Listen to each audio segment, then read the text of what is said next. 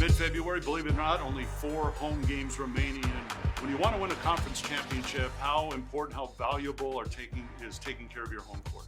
I mean, it's extremely important, especially when you're, at the University of Arizona and you have a great fan base and a great home court advantage. So, we don't want to get ahead of ourselves, but, anytime, you can stack up the wins at home, it gives you a huge advantage. All right, game day's coming.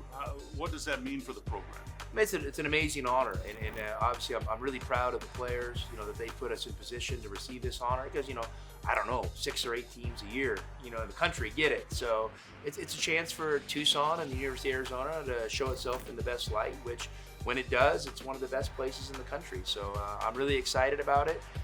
It'll be a lot of festivities, this and that, but the trick is to understand none of it impacts what's going to happen Saturday night on the floor because we're expecting a really good, aggressive University of Oregon team to show up. You've got an 8-man rotation. Would it be fair to say that all 8 guys now have learned their roles on this team? Yeah, I would think so by this point. And, we've had lots of conversations with the guys, but the guys have been, very accepting of what we've asked them to do and kind of embraced it. And, I think back to a couple games ago, I've been wanting to play Justin more because I think he's playing really well. And just for one reason or another, it hasn't worked out. And I'll take the blame for that. But, we at the end of that Washington State game, he played really well for a long stretch. And I told Kerr, hey, I'm just going to stick with Justin for a while. And he was like, no, that's great. He's playing awesome. So just to see the guys support each other like that's really cool.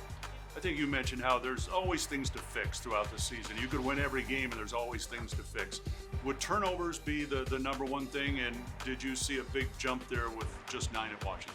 Yeah, I mean, honestly, turnovers and decision-making are huge anytime. I mean, I think our offense has potential to be, really efficient, like one of the best in the country. And we're right there, and that's probably the next step for us a little bit. But again, I don't want us to get conservative and not take chances here and there because, to make things happen, you got to be aggressive and sometimes take some chances. And so just maybe getting a little bit better at some of that decision-making, and I think we're close.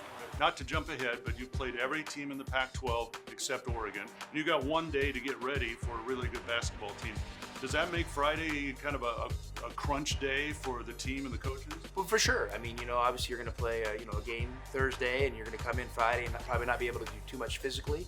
So it'll make, you'll walk through some things on the court and have a heavy mental day. And, we're getting a little more experience with that, as we've gone through the conference season. And I think our guys, have done a pretty good job at it. So, but no doubt it creates a unique challenge because Oregon's really good. All right. Wildcats have the Oregon schools this week. Stripe out on Saturday and on the road next week.